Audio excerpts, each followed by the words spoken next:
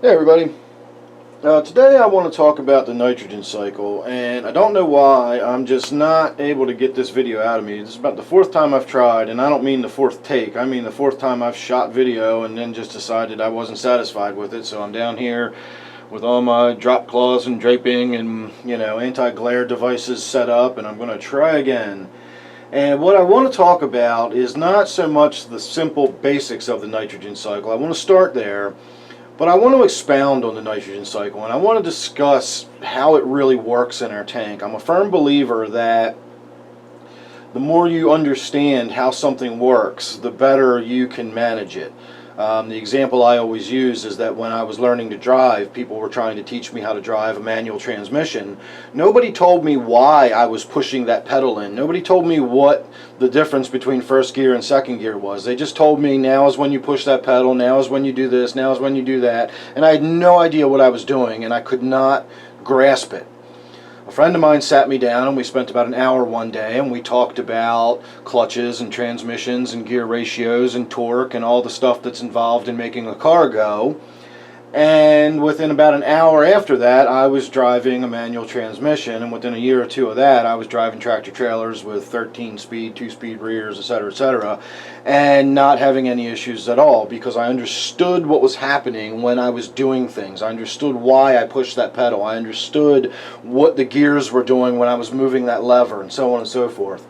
So having that same sort of level of understanding about what's going on in your tank is paramount to being able to do various things with your tank. You can change it up, you can add different fish, you can change the decor, the stocking density. Once you've got that foundational knowledge, you can go from there.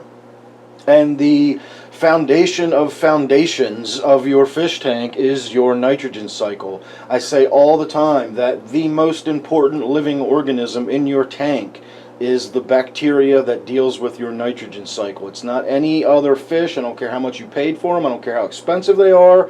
They're not nearly as important as the unseen bacteria that's living in your tank. Without that bacteria, nothing else in your tank would live. So, what that bacteria is and what your nitrogen cycle is, we'll start at the beginning and we'll work up from there, is bacteria that lives off of ammonia, we'll say, that uses ammonia as a food source.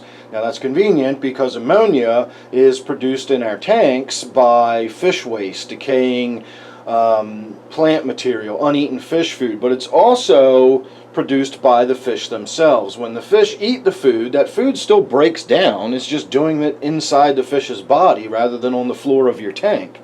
So as it breaks down in the fish's body, your fish produces ammonia that it has to get rid of. So it actually expels ammonia directly from its gills. So if you've got a bare bottom tank, which we'll discuss in more depth later in this video, and you say, well, I've got it nice and clean and clear and vacuumed out, and there's no food waste and there's no fish poop, and so there shouldn't be a lot of ammonia being produced in this tank.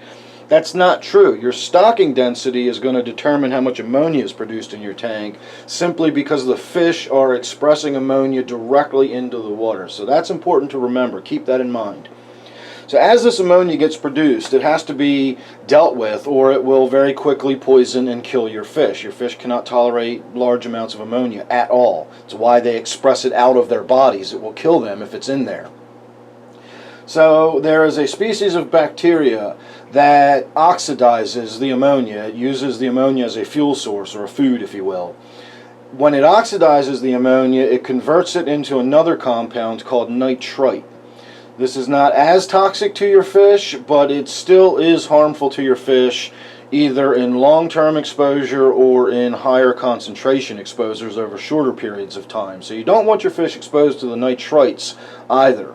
Fortunately, there is a second species of bacteria in our tank that eats or uses the nitrite as a food source or an energy source, and as it oxidizes the nitrite, that produces another compound called nitrate, and then that is the compound that's basically at the end of the line as far as the nitrogen cycle goes. You start with ammonia, and it gets broken down, and the end result is nitrate, and then you deal with the nitrate through various means. Chiefly and most easily and readily and commonly is by doing water changes. That's how we generally reduce the levels of nitrates in our tanks. So that's the long and short of the nitrogen cycle. It's a fairly simple process. Ammonia gets produced, bacteria eats ammonia, its waste product is nitrite. Another species of bacteria eats the nitrite, its waste product is nitrate. We do water changes, we get rid of nitrates. That's the whole nitrogen cycle in a nutshell right there. So, expounding on that, there's a few things to keep in mind that are very important to understand about how all this works. One is that the bacteria lives on surface area. It does not float free in your water. The idea that you can take water from an existing tank and pour it into your new tank to help sort of jumpstart the new tank, that's a complete myth. It does absolutely nothing except put dirty water in your tank. No bacteria we're speaking of is getting in your tank when you do that. It does not grow in the water column. It grows on the surface area. It also needs oxygen. It is called an aerobic, and I'm not saying anaerobic, I'm saying it's an aerobic bacteria. It needs oxygen to survive, so you've got to have oxygenated water. It's a stationary bacteria that lives on the surface area, so you need the water to move to the bacteria. You can't expect the bacteria to go find oxygenated water. So dead zones come into play. If you've got areas where the water's not really flowing and you've got low oxygen concentrations in those areas, that will affect your nitrogen cycle. The other key aspect to this bacteria, or both these species of bacteria I should say, is that they are photophobic. They do not grow where there is light. They need darkness. So that's why our filters have compartments in them that are dedicated to nothing more than providing surface area in a dark place that has water flowing through it freely. And this is what allows us to keep our tanks alive, is that ammonia-rich water is moved across the surface area that contains all these bacterial colonies. The bacteria is eating, I'll say, the ammonia and producing nitrite, and subsequently there's also bacteria in there that's eating the nitrite that's in the water and producing nitrate.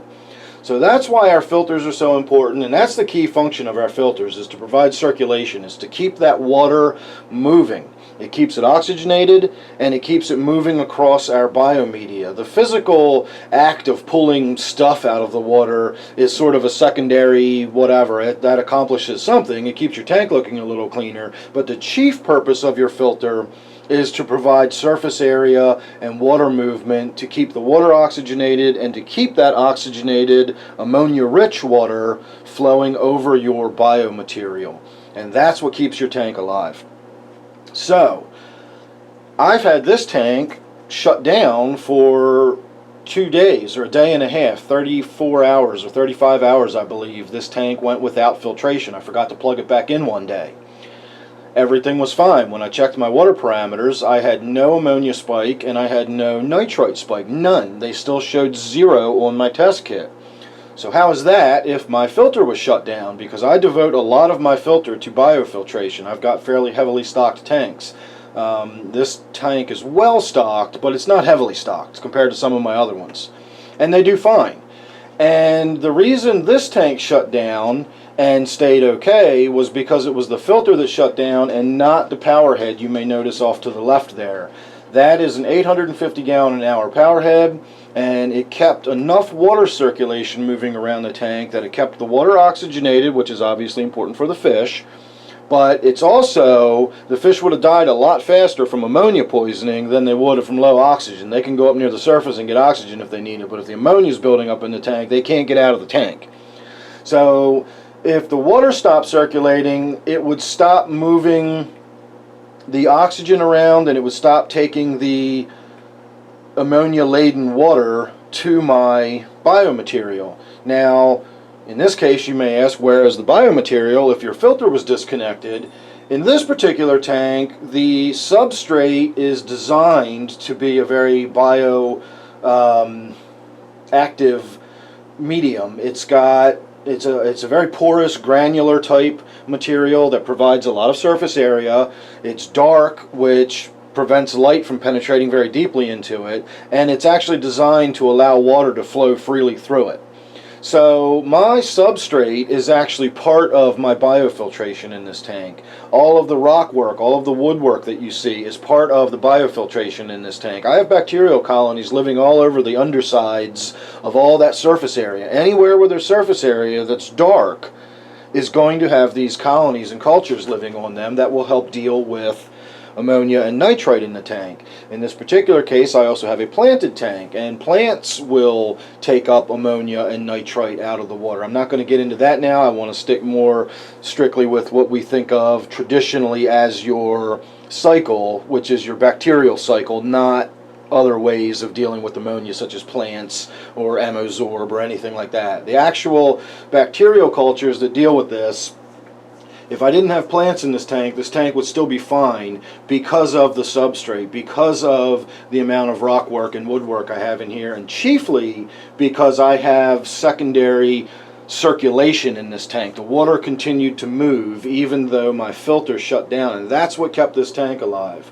So let's take that same scenario and imagine this was a bare glass bottom tank. I don't like those kind of tanks, but a lot of people do. A lot of people have just stark empty tanks that have fish swimming around in them. If their filter had shut off and they likewise had a nice good big power head and was moving a lot of water around the tank, their fish would have died. And the reason would have been because they did not have the surface area on the substrate or the rock work or anything else. They would simply have a bare glass bottom tank, and that would not provide any habitat for these bacterial colonies. These colonies are they're organisms that live in your tank, and they need to be thought about as such. They need to be provided with places to live. If you're going to have a bare glass bottom tank, maybe think about having a secondary filter on the tank. In case one filter shuts down, you'll still have the second filter to provide the biofiltration. In my case, if my filter shuts down, the tank itself will provide the biofiltration. If my power head shuts down, then the filter will continue providing biofiltration. There's always a backup. If one shuts down, of course, if the power goes out, I've got alternatives. I've got a generator, and there's other things you can do. But if I forget to plug a filter in, or the pump goes up on the filter, or the power head shorts out and stops working, or gets gummed up and stuck, I've got a secondary way to keep the water moving, and to keep the water moving across biomaterial.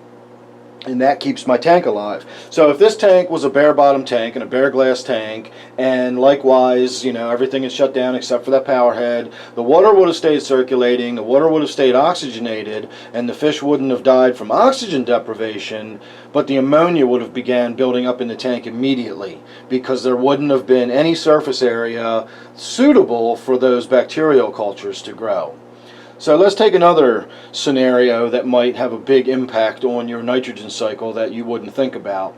The fairly common one is, let's say you decided you were going to double the bioload of your tank. You had 2 or 3 big fish in there, and then you were going to add 2 or 3 more big fish. Well, what happens in that case is now suddenly you've doubled the amount of ammonia that's being produced in your tank. But you've still got the same amount of bacterial colonies. They can only eat so much ammonia. If you got a herd of cow out in the field and you throw 10 more bales of hay out there, you need more cows if you want the hay to get eaten up in the same amount of time. And it's the same thing with your tank. If you dump a bunch more bioload in there, you've got to provide more time for your bacterial cultures to grow into the new amount of food. They will. As long as there's extra food in the tank, your bacterial cultures will begin to grow to catch up with the excess food. The idea is to do that slowly. You add 1 fish, and then the additional ammonia isn't so much that it makes a big enough impact, but it's enough that it gets your bacterial cultures to bolster up and grow a little more, and you have more bacterial cultures. Once the tank's balanced out, you can add another fish. You dump all 5 in there at once, and you double your bioload, and you've now suddenly got way too much ammonia for the amount of bacterial colonies you have. So you've got to be careful with how much you increase your bioload. That's pretty straightforward. A lot of people understand that concept. The one that gets people is if you were to cut your bioload in half, if you were to get rid of a few large fish out of a tank all of a sudden. Well, excuse me, what happens in that case is you've suddenly reduced the amount of food that's being produced in the tank. You know, imagine that same herd of cows where you just took away half their hay bales. You're going to have cows starving to death because there's not enough food for everybody to go around. So you're going to start experiencing losses.